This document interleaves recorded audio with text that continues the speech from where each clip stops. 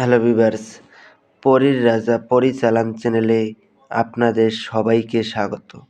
তো থাম্বনেলে আপনারা দেখতেই পেরেছেন, নোংরা বশীকরণ করার সহজ মন্ত্র নিয়ে হাজির হয়েছি।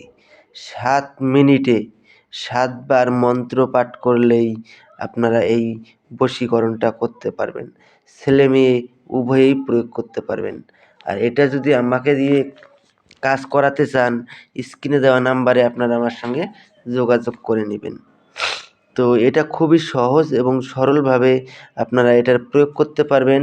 কীভাবে প্রয়োগ করবেন আমি আপনাদেরকে বলে বুঝিয়ে দিচ্ছি। এটার জন্য আপনারা একটা তসবির মালা নিয়ে নেবেন। তসবির মালা নিয়ে আপনাদেরকে মেয়ের নামটা জানতে হবে। আর তসবির মালা যদি না নেন তাও হবে, শুধুমাত্র মেয়ের নামটা জেনে নেবেন। মেয়ের নামটা জেনে নিয়ে আপনাদেরকে তারপরে এই কাজটা করতে হবে। আর যদি আপনারা ছেলেকে বশীকরণ করতে চান তাহলে পরে ছেলের নামটা জেনে নেবেন। ছেলের নামটা জেনে নিয়ে আপনারা তিলক অথবা কাজল নেবেন।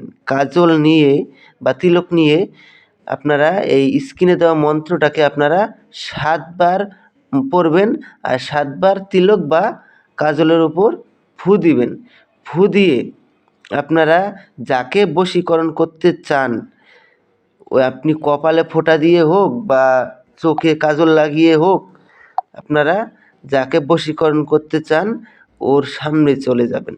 ওর সামনে চলে যাওয়ার পরে ও যদি আপনার কপালের দিকে যদি একবারে ও যদি খালি তাকিয়ে দেখে, ও দেখার সঙ্গে সঙ্গে আপনার বশীভূত হয়ে যাবে।